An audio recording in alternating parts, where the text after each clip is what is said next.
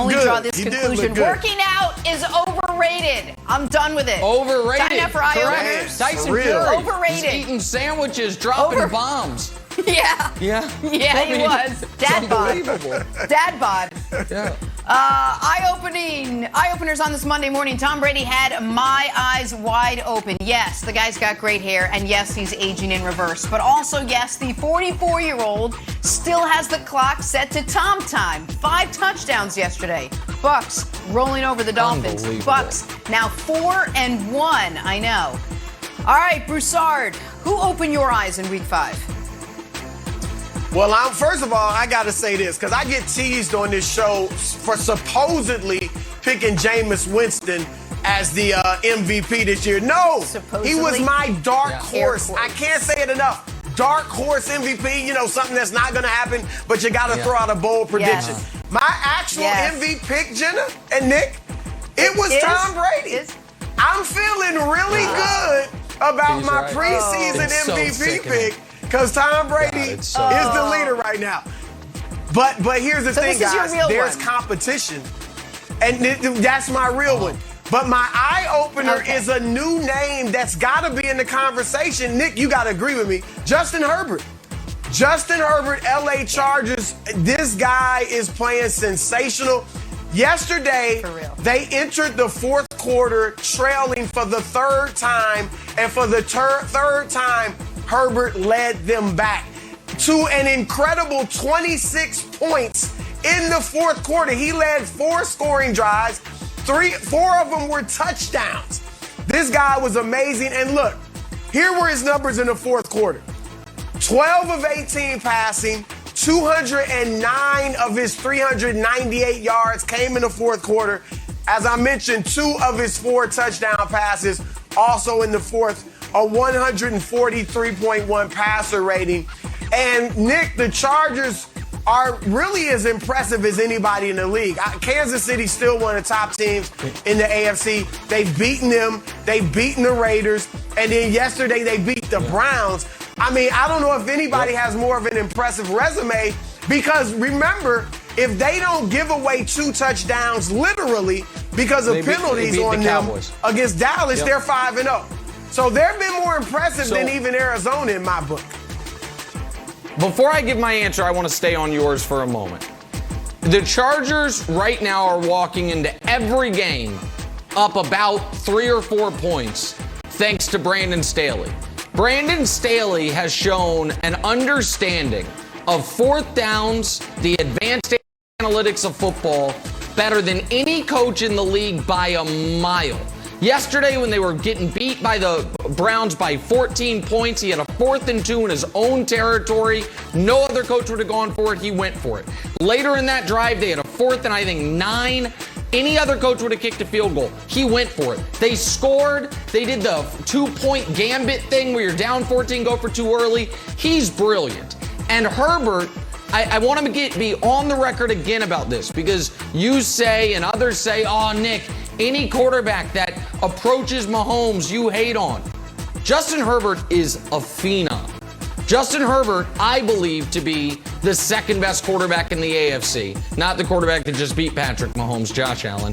And I think the Chargers right now are the best team in the AFC right now, and they're doing it without a home field advantage. So all the credit in the world to the Chargers. I agree with you entirely. That was a great win yesterday.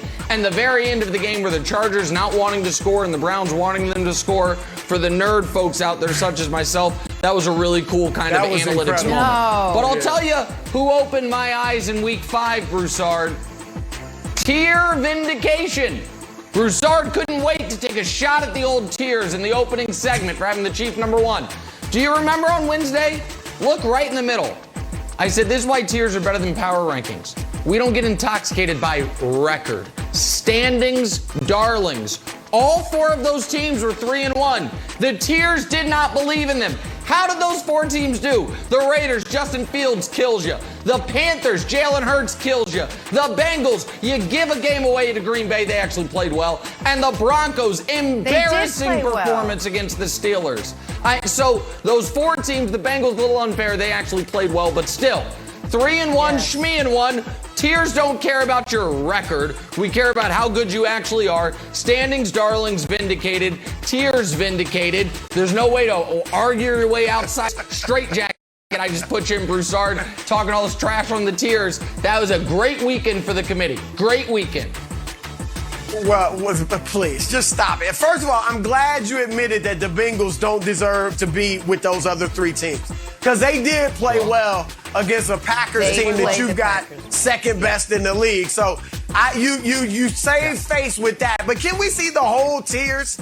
Because the tiers are like 8 levels. No, we don't need to. 7, 8 that's levels. Wednesday. That's you got Wednesday one thing. level that's decent. Look, you got one level, the standings, darlings. Everything else Cardinals is a mess. Of course, Bills the look favorites good. Cowboys at the look top. good. Where they going? Where's Kansas City going to be? Down there next to Chicago, between Chicago and New England. I'll be honest. Look at those tiers, though. Look standings up, standing darlings up. They look perfect, aside from Kansas City. Kansas City's hurting the committee. We're not gonna lie, but all the rest of it looks pretty solid, buddy. Second and third tiers aren't bad. Second and third tiers aren't bad. Yeah. Although you would admit now, Tampa Bay and the Chargers at championship ceiling. But 5 knockdowns. Wilder scores 2. Fury scores 3. Fury ended it with a brutal right hand to Wilder's temple in the 11th. And look, Wilder got major props for showing heart and courage, but that only underscored the fact that he took a monstrous beating.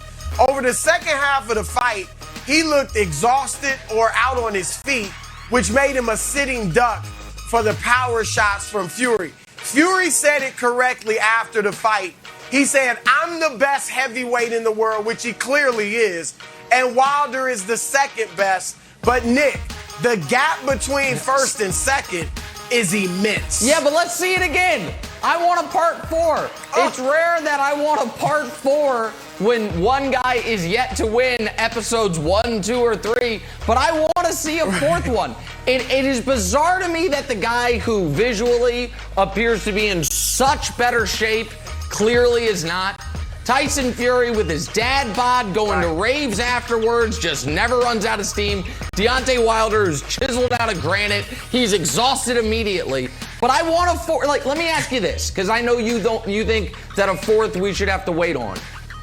Do you think whoever Tyson Fury fights next is going to give us a better fight than Deontay Wilder just did? I don't. I want to see it again. And if Wilder wins, that means we get a 5th. This should just be the heavyweight. It should be like Cavs Warriors. This is what I want every time. I think you hate DeAndre Wilder. I mean, why do you want him to take more punishment? This has happened 2 straight fights. He may not survive a 3rd fight, but I'm with you. I wouldn't mind seeing a 4th fight if Wilder goes out, takes care of Usyk, who just beat Anthony Joshua, takes care of Joshua. Any contenders out there, Dylan White, Wilder has to beat them and establish himself as a threat again to Fury, and then they can fight. But not immediately. I'm worried about Wilder's senses. In about 12 weeks. Have it be after football season so I can fly to Vegas. Let's do it. After I saw Wilder and that chiseled body you mentioned, Nick, and how he lost, I can only draw this conclusion. Working out is overrated. I'm done with it. Overrated. Time now for eye openers. Tyson Fury.